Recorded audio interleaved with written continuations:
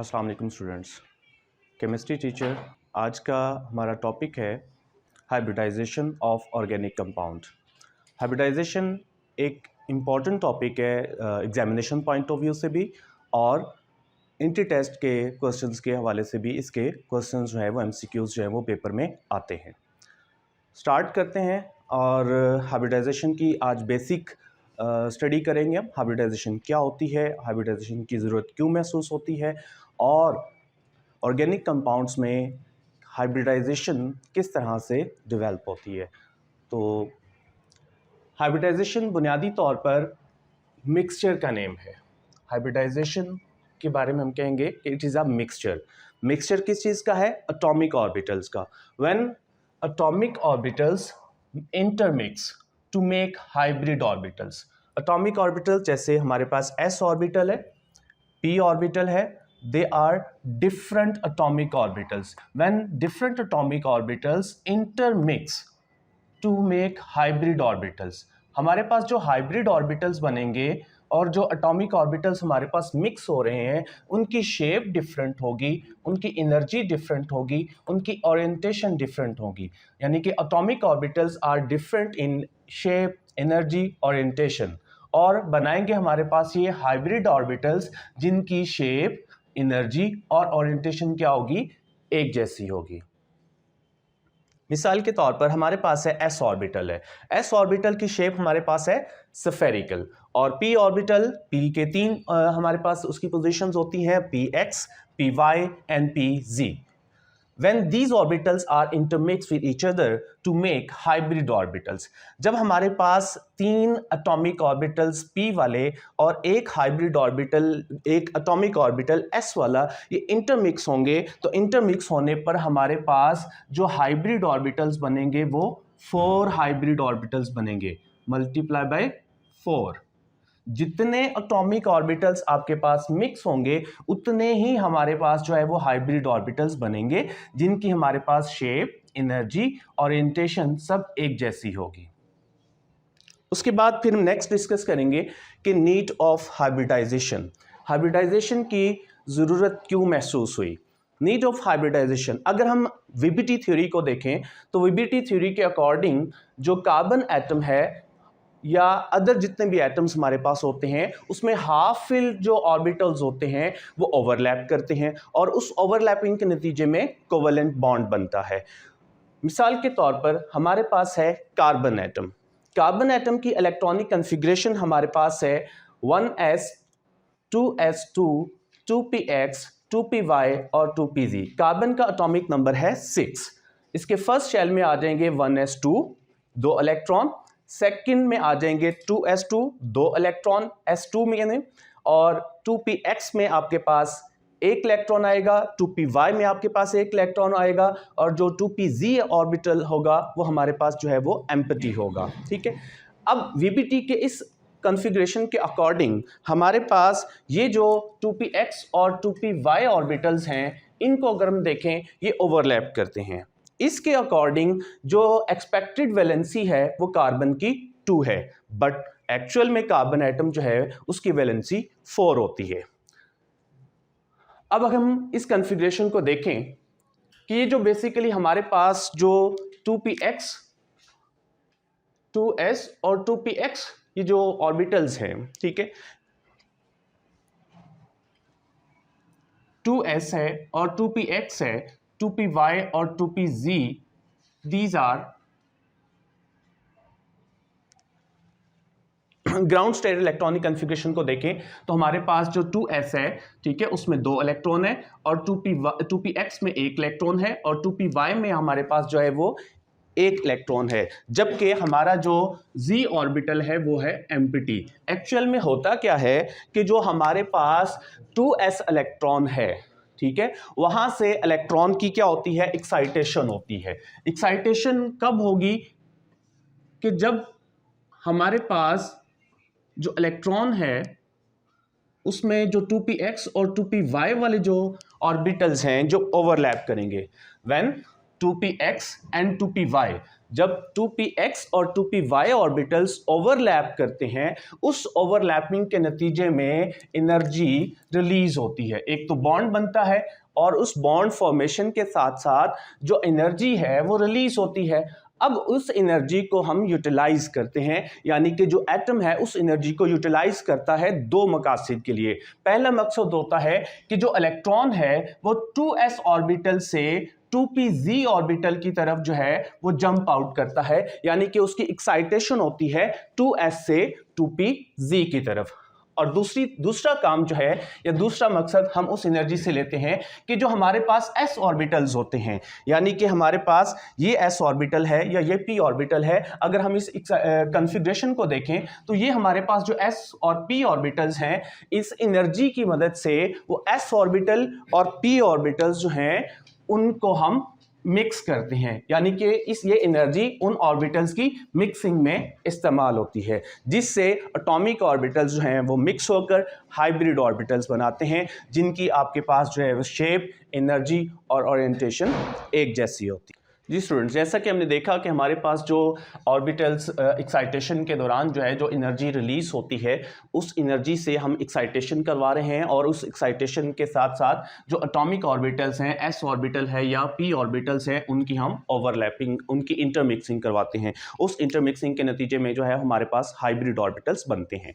अब हम excitation state के बाद नेक्स्ट जो हाइब्रिड स्टेट है, उस हाइब्रिड स्टेट के हवाले से जो है वो कार्बन की जो देखते हैं कि कौन कौन से हमारे पास जो है वो हाइब्रिड ऑर्बिटल्स या हाइब्रिडाइजेशन का जो प्रोसेस है वो होता है। हमारे पास जो इंटर की बुक है, इंटरमीडिएट का जो टॉपिक है उसमें यूनिट नंबर 7 का, उसमें हमारे पास जो है वो sp3, sp2 और sp हाइब्रिडाइजेशन जो है वो डिस्क्राइब की गई हैं। तो हम उनको देखते हैं कि किस तरह से अगर हमारे पास s orbital, 2px orbital, 2py orbital और 2pz orbital, 2s, 2px, 2py और 2pz, अगर ये चारों एटॉमिक ऑर्बिटल्स यानी कि एक s और 3 p एटॉमिक ऑर्बिटल्स मिक्स होंगे, तो उनके मिक्स होने पर हमारे पास जो हाइब्रिडाइजेशन होगी, उस हाइब्रिडाइजेशन को हम sp3 हाइब्रिडाइजेशन कहेंगे।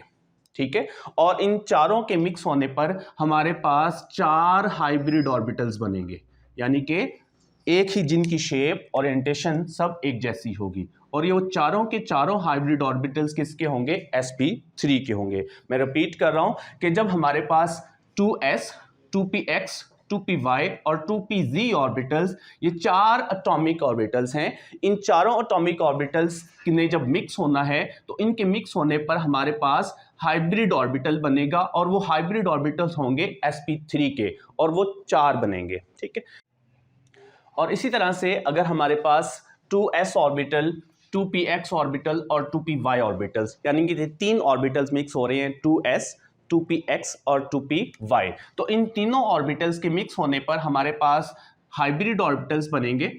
ठीक है, और उनकी तादाद होगी 3, और वो तीनों हाइब्रिड ऑर्बिटल्स होंगे sp2 के, तो लिहाजा हम उसे कहेंगे sp2 हाइब्रिडाइजेशन। ठीक है, जबकि हमारे पास जो हाइब्रिड ऑर्बिटल्स की तादाद होगी वो 3 ही होगी, क्योंकि हमारे पास 2s, 2px और 2py 3 हाइब्रिड ऑर्बिटल्स जो है वो हमारे पास मिक्स हो रहे हैं, तो हमारे पास जो है वो sp2 के 3 हाइब्रिड ऑर्बिटल्स जो है वो बनेंगे।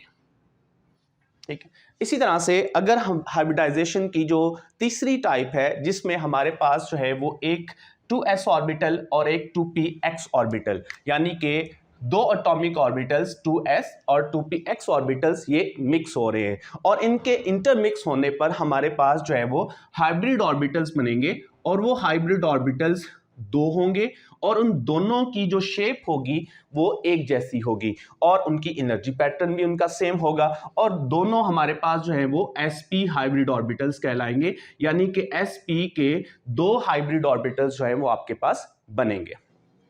इसी तरह से हम इसकी कुछ एग्जाम्पल जो हैं वो देखते हैं।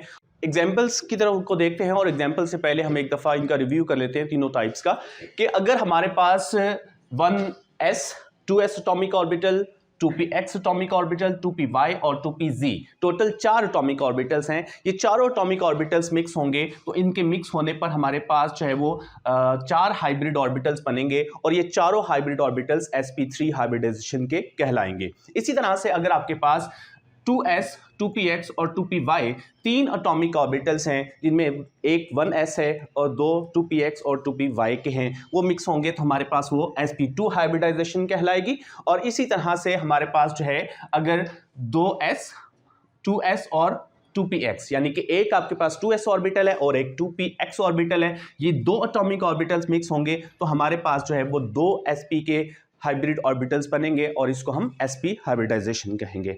इस तरह से अगर हम एग्जाम्पल को देखें तो अगर आपने आइडेंटिफाई करना है, आपको पेपर में एग्जांपल्स आती हैं, कार्बन डाइऑक्साइड का मॉलिक्यूल है, वाटर का मॉलिक्यूल है, मीथेन का मॉलिक्यूल है, मीथेन इथेन और इथीन का मॉलिक्यूल है और उनमें इथाइन का मॉलिक्यूल है, इनमें किस के दरमियान जो है वो कौन सी हाइब्रिडाइजेशन मौजूद है। तो उसके लिए आपने देखना है कि आपके पास ऑर्गेनिक कंपाउंड्स के अंदर जो कार्बन एटम है वो कार्बन एटम कौन कितने बॉन्ड बना रहा है। अगर कार्बन एटम सिंगल बॉन्ड बना रहा होगा तो उसके दरमियान कार्बन कार्बन एटम के दरमियान अगर सिंगल बॉन्ड मौजूद है तो वो sp3 हाइब्रिडाइजेशन होगी। और अगर कार्बन कार्बन एटम्स के दरमियान जो है वो डबल बॉन्ड मौजूद है तो वो sp2 हाइब्रिडाइजेशन होगी।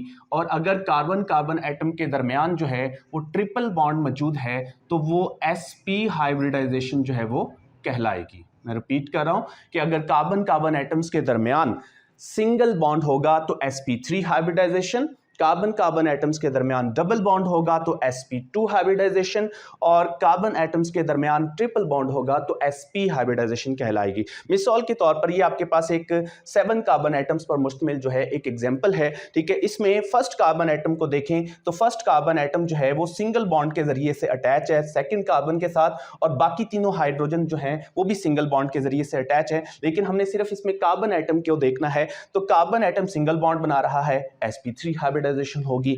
ये सेकंड कार्बन एटम जो है ये आपके पास एक तरफ जो है वो डबल बॉन्ड बना रहा है तो डबल बॉन्ड की प्रेजेंस की वजह से ये sp2 हाइब्रिडाइजेशन कहलाएगी। अगर आप थर्ड कार्बन एटम को देखें तो ये दोनों तरफ डबल बॉन्ड बना रहा है, ठीक है, इस तरफ भी और इस तरफ भी। तो ऐसा जब केस आ जाए कि कार्बन एटम दोनों तरफ डबल बॉन्ड बना रहा होगा तो वो तब भी sp हाइब्रिडाइजेशन जो है वो बनाएगा। इसी तरह से अगर फोर्थ कार्बन एटम को देखें, ये डबल बॉन्ड के जरिए से लिंक है तो ये भी sp2 हाइब्रिडाइजेशन बनाएगा। और ये कार्बन एटम अपनी दोनों तरफ से जो है वो सिंगल बॉन्ड के जरिए से अटैच है तो इसको हम sp3 हाइब्रिडाइजेशन कहेंगे। इसी तरह से जो नेक्स्ट छठा कार्बन एटम है वो एक तरफ तो सिंगल बॉन्ड है बट उसके साथ दूसरी तरफ जो है वो एक डबल बॉन्ड बना रहा है तो इसको हम sp2 हाइब्रिडाइजेशन कहेंगे। और इसी तरह से लास्ट कार्बन एटम भी जो है वो sp2। तो जब भी आपने प्रिडिक्ट करना हो कि ऑर्गेनिक कंपाउंड्स के अंदर कार्बन एटम की हाइब्रिडाइजेशन कौन सी है तो आप उनकी बॉन्ड नेचर को देख लें कि वो सिंगल बॉन्ड है